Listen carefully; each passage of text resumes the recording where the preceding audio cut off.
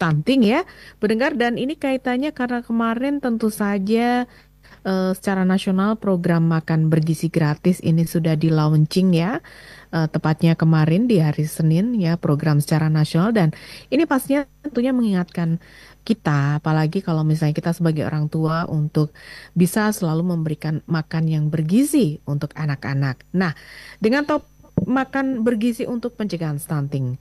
Jadi sore ini nanti Anda bisa bergabung bersama kami, silakan melalui telepon di 580-333 atau juga melalui pesan pendek Anda bisa sampaikan di 081127119111. Baik, kali ini saya akan jumpai dulu ada Mbak Kris. Selamat sore Mbak Kris. Halo. Halo, Halo Mbak Kris. selamat sore Mbak Lulu. Apa kabar? Meeting RRI Jogja. Apa kabar, baik ya Mbak Kris ya?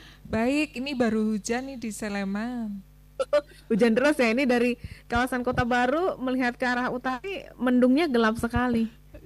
Iya betul itu. Tinggal tunggu turunnya aja nih.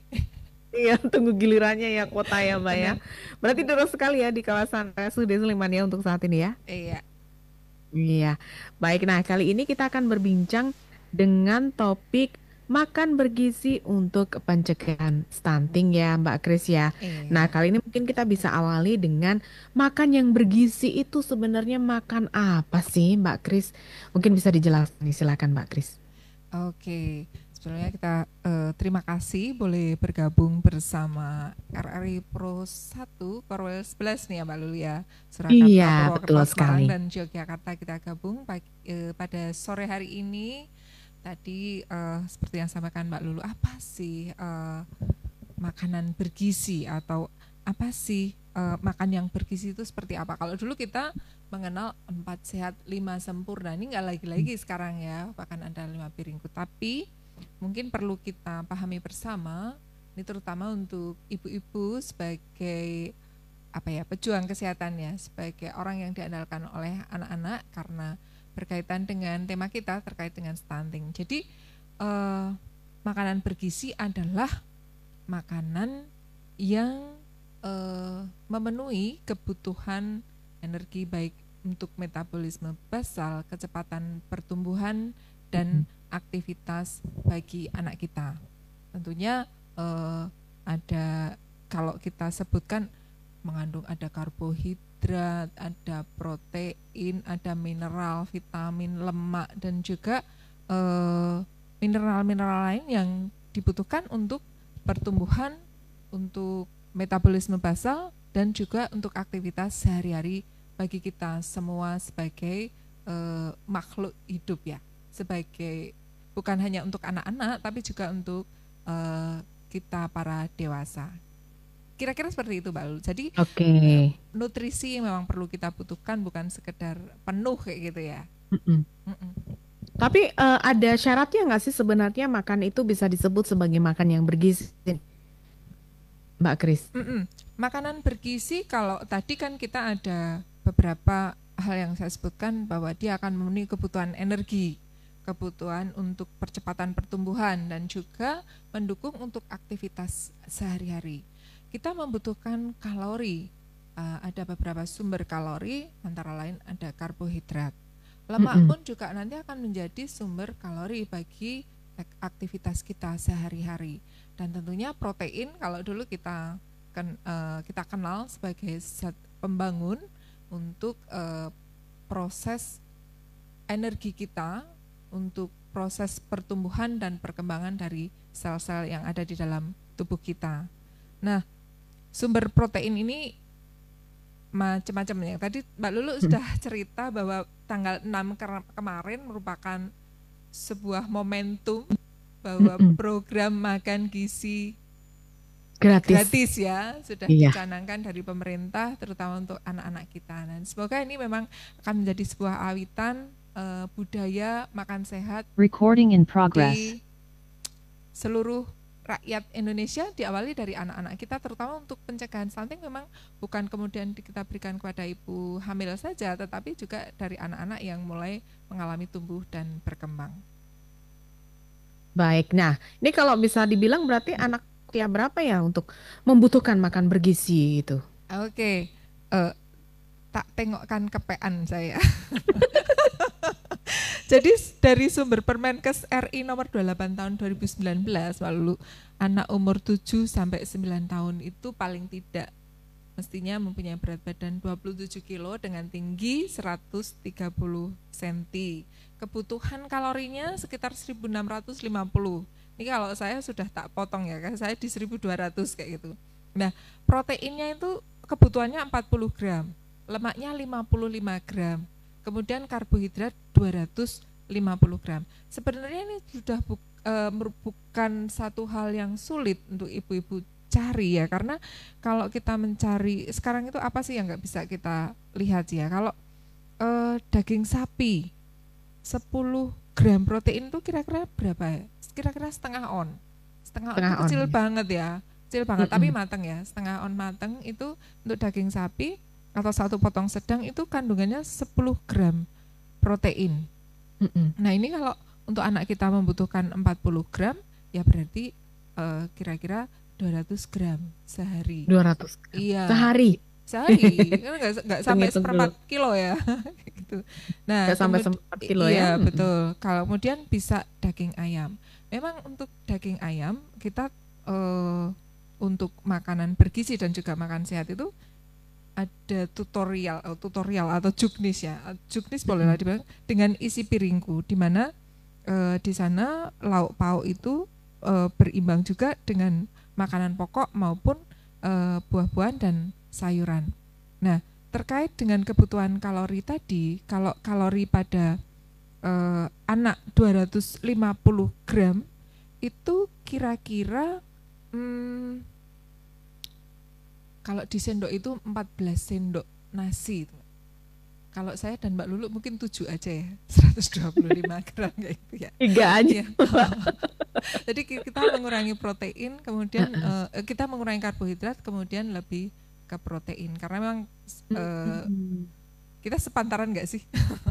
Jadi sudah mulai terjadi pengurangan kebutuhan kalori ya, jangan sampai kemudian kita mengalami obesitas. Jadi untuk program makanan bergizi ini, kelebihan juga bermasalah, kekurangan juga kita bermasalah. Nah, kalau tadi umur 7 sampai 9, kebutuhannya kurang lebih yang seperti saya sampaikan tadi 1600 energi kilokalori, kemudian proteinnya 40 gram, 55 gram lemak, 250 karbohidrat. Ini bisa menjadi acuan untuk orang tua saat menyiapkan bekal. Kalau makan siang dapat makan siang gratis, tapi bekal untuk sarapan mungkin bisa disiapkan oleh kita dari rumah. Nah, untuk laki-laki dan perempuan tentunya berbeda. Antara umur 10 sampai 12 tahun, itu kalau berat badan idealnya antara 36 sampai 38 ya. Ini sesuai tabel yang menjadi acuan. Seandainya nanti lebih atau kurang, maka akan menyesuaikan berapa persen sih kekurangan dari berat badan yang ditargetkan. Tinggi badan mestinya untuk anak 10 sampai 12 tahun ya, untuk laki-laki ya 147, 145 sekitaran itu ya.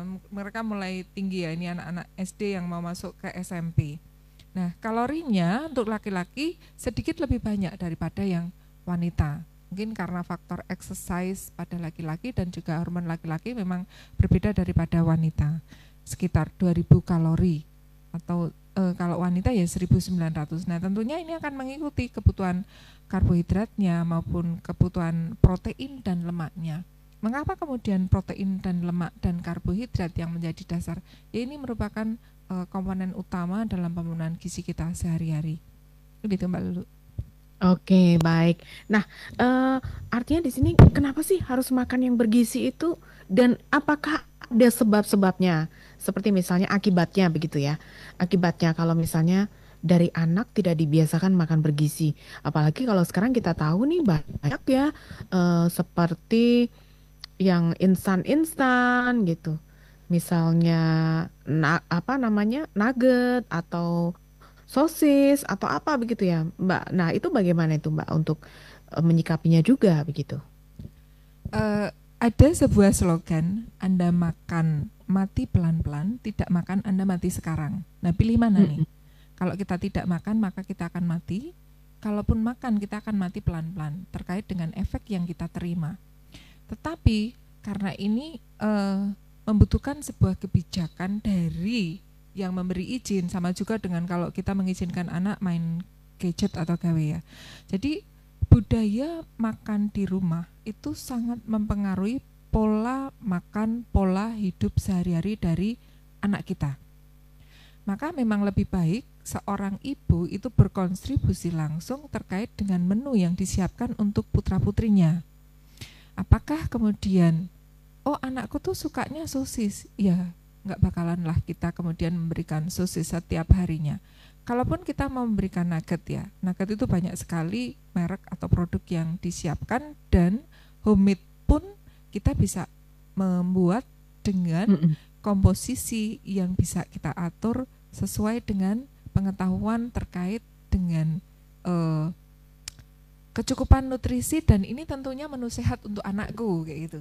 Jadi kalaupun kita mau memberikan nugget, nugget itu kan apa ya, jenis olahan yang kita bisa memilih, aku mau beli atau mau bikin. Nah, ini menjadi tantangan tersendiri bagi ibu pekerja terutama, karena praktis, maka seandainya pembiasaan itu diberikan kepada anak, budaya itu yang akan menjadi budaya pola makan anak. Maka kita kaitkan, kalau di MPASI beberapa waktu yang lalu pernah kita bahas makanan pendamping ASI ya. Makanan pendamping ASI itu sekarang kebalik. Bolehkah anak makan gorengan? Boleh, justru yang tua yang tidak makan gorengan. Bolehkah anak makan soto? Boleh. Tentunya soto ini bukan soto yang kita beli di warung-warung yang kita tidak tahu bumbu sehatnya yang seperti apa. Artinya bahwa kita budayakan anak makan makanan rumah yang harapannya bahwa menu maupun jumlah yang disiapkan pada makanan di rumah itu sehat dan cukup baik kalori maupun gizinya. Jadi itu menjadi sebuah pilihan. Lalu di budaya yang penuh tantangan sekarang, di mana kita tinggal, aku duduk di sini aja, nanti makanan itu bisa datang sendiri, apa yang kita pilih. Itu akan menjadikan anak itu panutan kepada orang tuanya. Jadi orang terdekat kan tentunya ibunya ya. Memang kita harus berkomitmen jadi seorang ibu rumah tangga, bukan hanya sebagai pengurus rumah tangga, tapi juga menjadi panutan dari anak, baik asihnya, termasuk di dalam pemenuhan kebutuhan nutrisi ini, termasuk bagaimana kita mengajak mereka makan dan keanekaragaman yang diawali dari MPASI. Bahkan anak-anak itu boleh nggak sih dia makan pare? Boleh. Boleh. Jadi dia akan terstimulasi untuk lidahnya. Oh ini pahit, oh ini manis, oh ini asin, oh ini gurih. Dia akan mengenal macam-macam makanan yang kemudian nanti akan menjadi oh inilah makanan yang bisa dikonsumsi oleh kita setiap harinya. Itu terkait dengan stunting, maka pengenalan sejak dini di MPASI itu penting menjadi pilihan, bukan yang kemudian kita beli. Instan boleh sih, instan beberapa waktu yang lalu Dokter Tina, spesialis anak, kita hadirkan juga terkait dengan makanan instan apakah boleh diberikan pada anak. Boleh, tetapi itu kalorinya memang tidak bisa kita ubah, komposisinya itu tidak bisa kita ubah. Kalau makanan yang kita bikin kurang minyak, bisa kita tambah minyak, kurang lemak, bisa kita tambah komponen lemak yang mungkin bisa meningkatkan untuk komponen makanan buah hati kita. Gitu Mbak Lulu. Ya, jadi dibiasakan ya sejak kecil ya, sejak dini ya Mbak ya, berarti ya. Jadi memang seperti tadi yang disampaikan, makanan instan boleh, tapi tentunya frekuensinya barangkali yang perlu diperhatikan begitu ya. Perlu kita atur. Nanti lama-lama kemudian kita kayak kontrak sama anak. Boleh nggak sih? Boleh betul. Boleh nggak sih? Seperti mau minta makan mie instan, izin dulu ya kan? Ya benar. Boleh akan jadi makan mie instan gitu. Boleh nggak sih aku makan mie instan? Lama-lama anak akan tahu, oh natriumnya itu tinggi, hati-hati loh, eyangnya hipertensi. Jadi kita mulai mengenalkan anak, bukan ditakut-takuti. Di natrium itu apa? Kemudian kan ada ini ya, kalau yang di isi piringku itu ada GGL, gula garam lemak, di mana komposisinya 415 itu ya. Nah, itu perlu kita kenalkan sehingga saat kita melepas anak-anak untuk kegiatan sehari-hari di luar, dia akan kayak punya warning system bahwa oh, aku makan ini maka kaloriku berlebih. Oh, makan apa, es teh jumbo misalnya ya, yang sekarang baru marak itu, boleh nggak sih gulanya sebanyak apa, kemudian gulanya asli apa enggak, efeknya seperti apa. Bukan kita takut-takuti, tapi kita sampaikan ke faktanya. Seperti halnya juga makanan kemasan itu kan sebenarnya kalau kita contoh sama-sama jus gitu ya, jus segar sama jus yang sudah kita diamkan beberapa saat tentunya kan akan berbeda. Nah, pembelajaran yang seperti ini kemudian kita bandingkan dengan jus yang kemasan, itu anak akan berpikir tetap komposisinya ini dibiasakan saat belanja dia mau makan apa. Ini akan terekam di memori mereka, dan tentunya kalau pengetahuan ini sudah kita kita bekalkan ke mereka, kita itu akan lost gitu loh, melepas anak-anak jajan di luaran sana. Ya baik, jadi pembiasaan makan bergizi yang sejak dini ya. Nah, baik untuk pendengar silakan yang ingin bergabung ya di 5803333 ataupun juga melalui pesan pendek Anda bisa sampaikan di 081127119111. Kami tunggu nanti sampai jelang pukul 16 waktu Indonesia Barat. Mbak Kris, kita jeda dulu ya. Oh, Nanti boleh kita akan ya, kembali oke. setelah selingan berikut.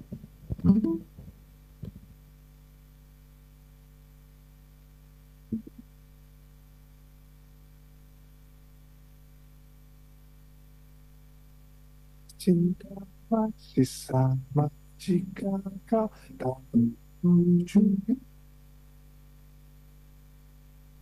Satu kenal, dua pendekatan, apa kau bertemu?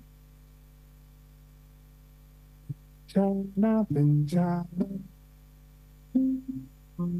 di luar rencana, janji-janji fana.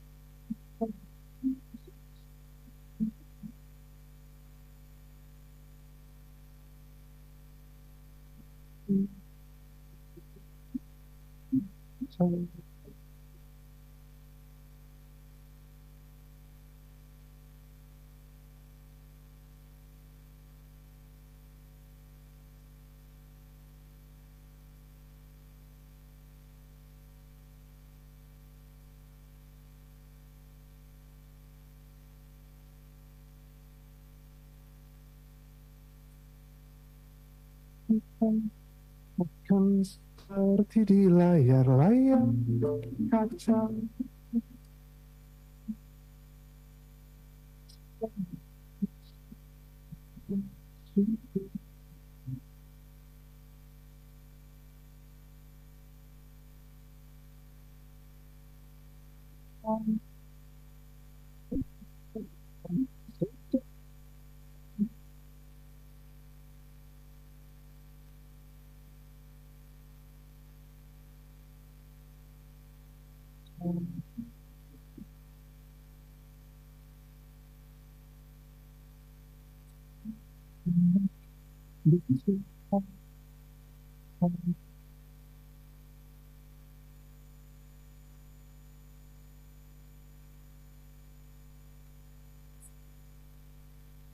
Pendengar terima kasih Anda masih bersama kami dalam Mozaik Indonesia berjaringan Korwil 11 ya, RRI Korwil 11. Sore ini disiarkan dari RRI Yogyakarta, dirilai oleh RRI Semarang, RRI Surakarta, dan RRI Purwokerto. Jadi sore ini saya masih bersama Mbak Kris dari RSUD Sleman Daerah Istimewa Yogyakarta ya, dari Rumah Sakit Umum Daerah Sleman. Jadi sore ini kita berbincang dengan topik yang tentu saja saat ini memang lagi banyak diperbincangkan, yaitu makan bergizi gratis yang memang program dari pemerintah yang baru di launching kemarin hari Senin ya.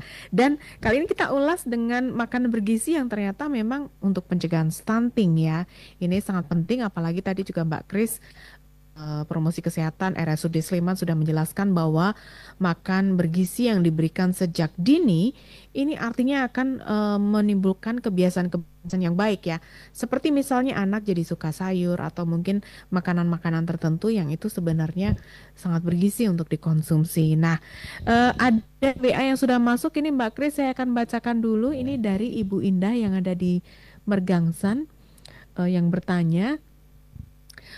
Kalau untuk anak-anak sebenarnya kayak sayur daun pepaya itu boleh nggak sih ya diberikan pada anak ya? Dan itu kan termasuk sayur. Lalu sayur apa sih yang tepat diberikan kepada anak? Karena sekarang kan juga ada nih, seperti misalnya sayuran yang instan, yang dibekukan begitu. Ini dari Ibu Indah Mergangsan. Nah, kemudian ada Citra mau bertanya, selain program makan gratis, apa yang perlu dilakukan untuk mengatasi stunting? Lalu apa perbedaan stunting dan wasting? Wasting ya, wasting. Nah, ini Mbak Kris mungkin bisa langsung ditanggapi dulu, silakan Mbak Kris. Oke, ada 2 pertanyaan yang kali ini merespon kita. Yang pertama dari Ibu yang sayur daun pepaya bolehkah untuk anak? Ya sebenarnya semua makanan yang orang dewasa makan itu boleh untuk anak, tetapi tentunya karena pada anak-anak itu merupakan fase perkenalan ya, tidak sepenuhnya kemudian pagi, siang, sore kita makan itu kayak gitu ya.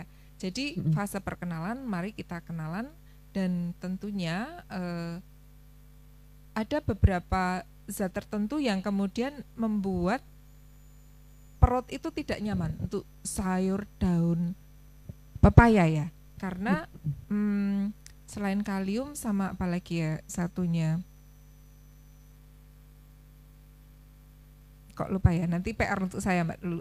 Itu itu nggak nyaman banget untuk perut. Jadi perutnya menjadi begah dan memang untuk orang yang sensitif menjadi nggak tahan. Apalagi untuk anak-anak yang kadang-kadang anak itu kan susah ya menyampaikan keluhan seperti itu. Sakjane perutnya itu rasanya seperti apa? Rasanya gimana?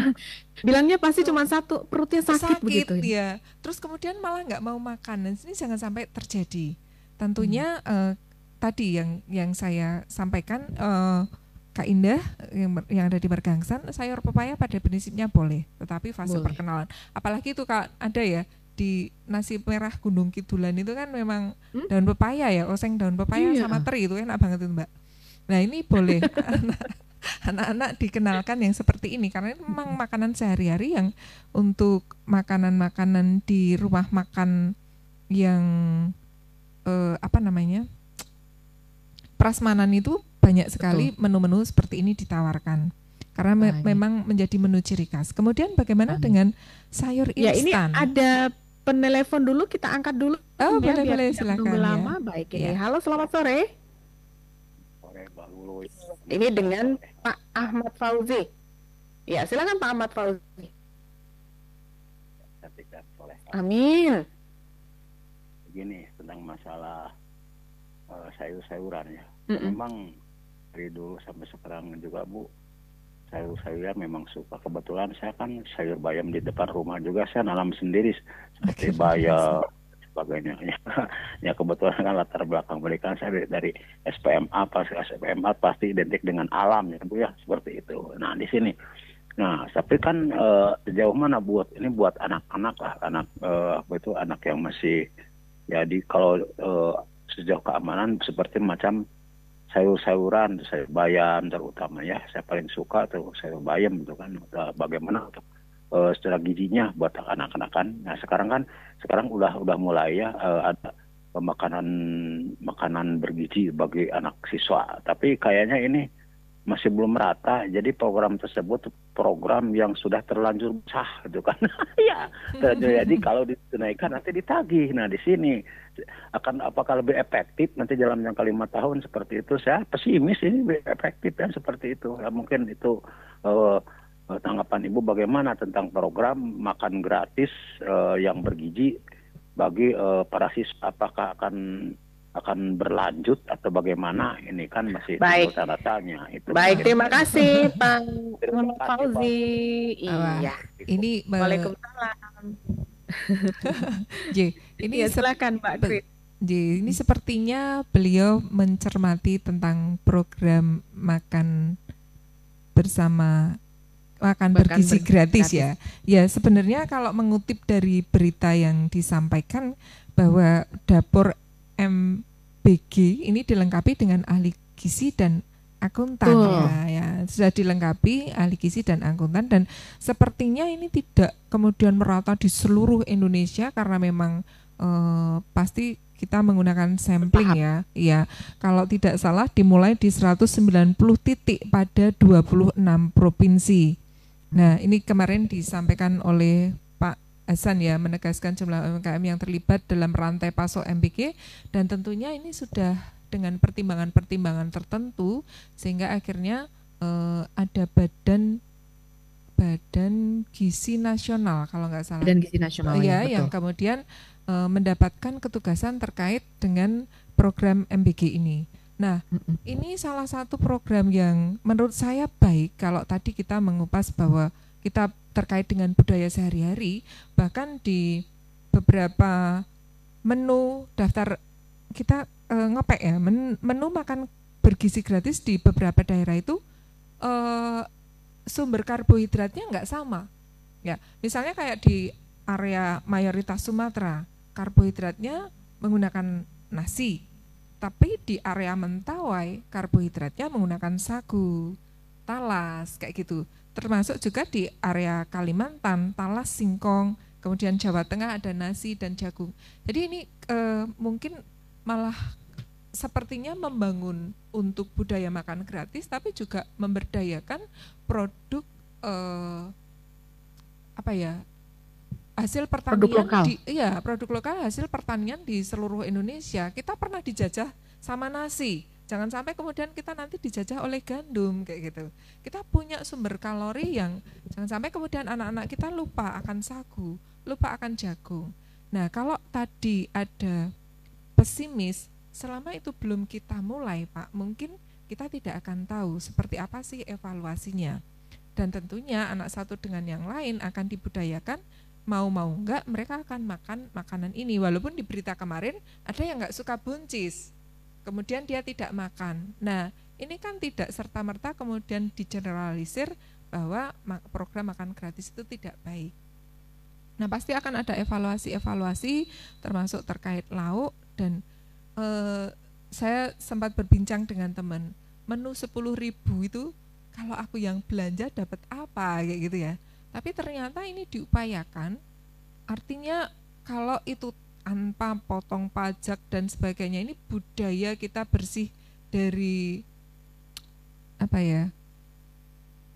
pemotongan korupsi lah istilahnya. 10.000 itu diupayakan untuk makanan menu sehat anak. Kita dukung bersama, Pak, semoga program makan bergizi gratis ini semakin berkembang mengarah kebaikan. Bagaimanapun ini program awalan yang tentunya seperti kalau saya belajar naik sepeda akan jatuh dan mungkin tersandung dulu kayak gitu. Mungkin gitu ya Mbak Lulu ya? Iya, dan makanya juga menu gizinya pun juga sudah ditentukan oleh pemerintah, oleh Badan Gizi Nasional itu. Betul. Ya Mbak ya. Iya. Baik. Nah, kemudian tadi ada pertanyaan tadi, perbedaan stunting dan wasting. Oh ya, kalau stunting itu kondisi di mana tinggi badan anak memang tidak sesuai dengan umurnya.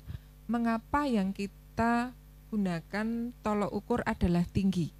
Jadi saya pernah diskusi dengan dokter spesialis anak, bukan berat badannya tapi tinggi badannya. Artinya kalau tinggi badannya ini kan memang meningkatnya sedikit-sedikit. Kalau dia sampai terjadi kegagalan peningkatan tinggi badan, artinya proses kekurangan nutrisinya sudah berlangsung sangat kronis. maka sebelum 2 tahun tinggi badan tertentu anak harus sudah mencapai di kriteria tertentu. Ini terkait dengan stunting. Tetapi nanti akan ada stunting dan stunted. Kalau stunted itu pendek, seperti Pak Habibie. Pak Habibie itu bukan stunting. Yang selalu kita contohkan Pak Habibie ya, karena pinternya luar biasa, beliau pendek, tetapi beliau bukan stunting. Jadi kecerdasannya tetap luar biasa.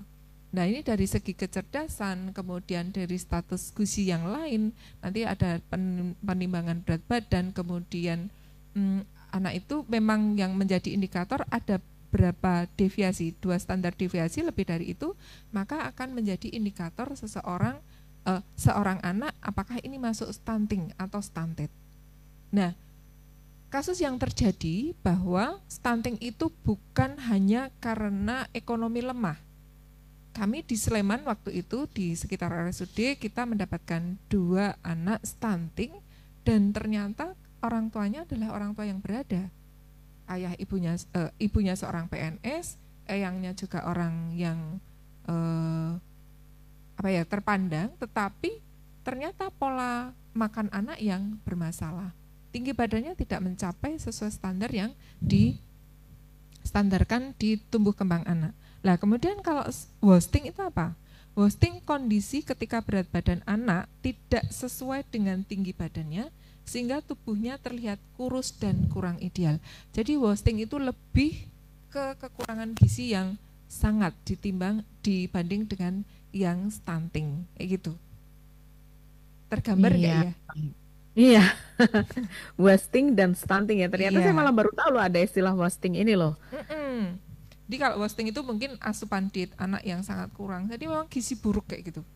Oh, lebih ke gizi buruk ya. Iya.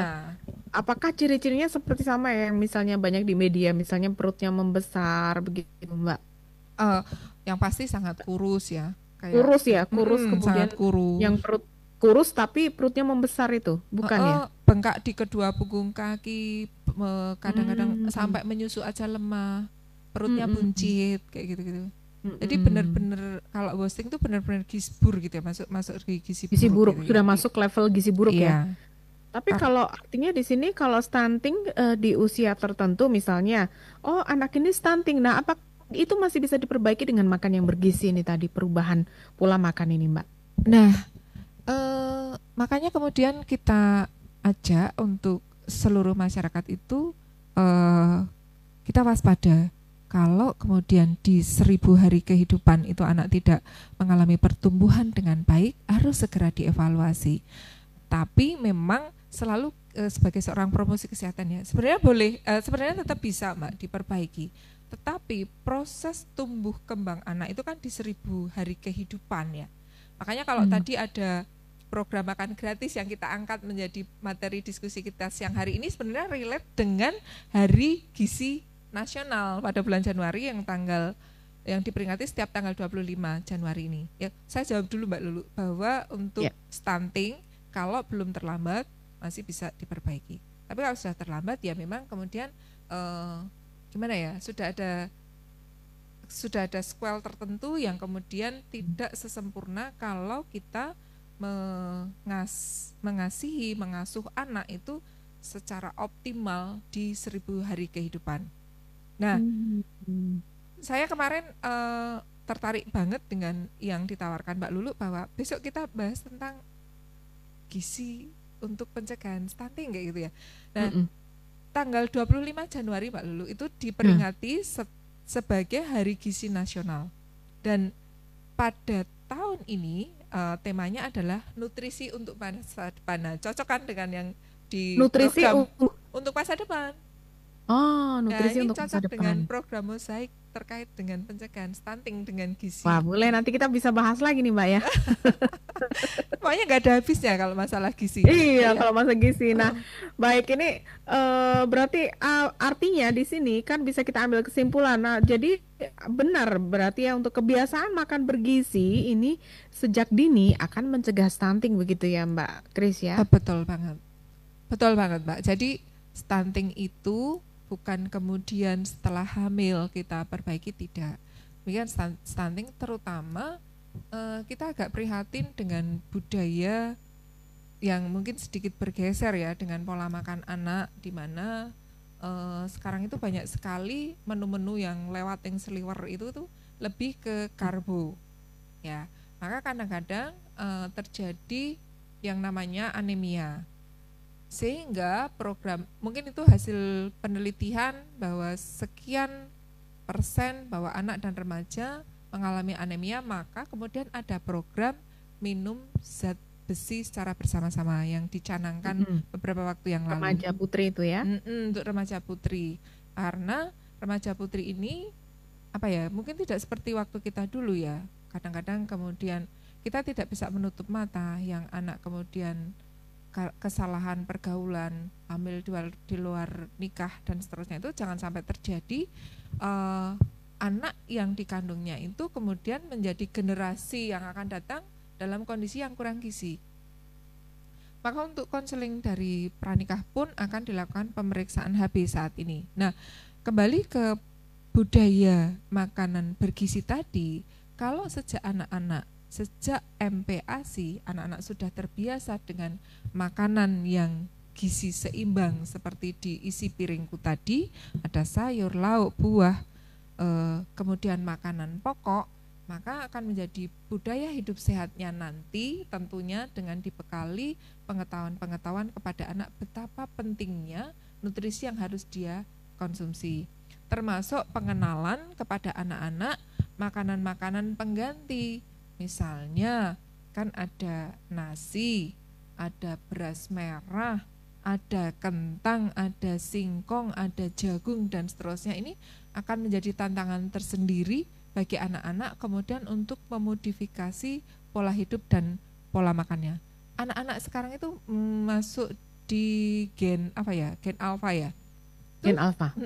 Generasi alfa ini sudah sangat berbeda, bahkan mereka kayaknya kalau obesitas sudah nggak terdapat di mereka ya. Budaya nge-gym, budaya olahraga sudah sangat melekat di mereka. Nah, bagaimana kemudian kita yang termasuk saya sebelumnya aku lebih dari itu Mbak. Sebelum gen baby boomer, gen milenial apa sih kayak gitu gen milenial. Sebelumnya aku tua banget. Ini kemudian mengajak anak-anak yang setengah-setengah ini kita bekali dengan informasi dan juga budaya yang kita bangun bersama-sama dalam satu keluarga, didukung dengan pemerintah dengan program makan bergizi gratis ini luar biasa sekali. Semoga yang akan datang generasi kita sungguh-sungguh menjadi generasi yang militan sehat yang luar biasa gitu. Amin. Amin ya, generasi anak emas ya. Berarti ya, generasi emas ya. Yes. Baik, terima kasih banyak Mbak Kris untuk bincang-bincangnya saat ini. Semoga bermanfaat bagi semua pendengar. Selamat sore dan selamat beraktivitas kembali, atau selamat mau pulang ke rumah ya, ini sudah sore ya. Ini udah reda juga hujannya. Sudah reda juga. Baik, terima kasih banyak Mbak Kris. Salam untuk rekan-rekan di RSUD Sleman. Selamat sore. Selamat sore, terima kasih Mbak Lulu. Salam sehat. Salam sehat. Baik, pendengar, demikian tadi bincang kita bersama Mbak Kris ya dari RSUD Sleman, Daerah Istimewa Yogyakarta, mengenai makan bergizi untuk pencegahan stunting. Saya Lulu Hadi dari Mozaik Indonesia sore ini mengucapkan pamit undur diri dari ruang dengar Anda dan sampai jumpa.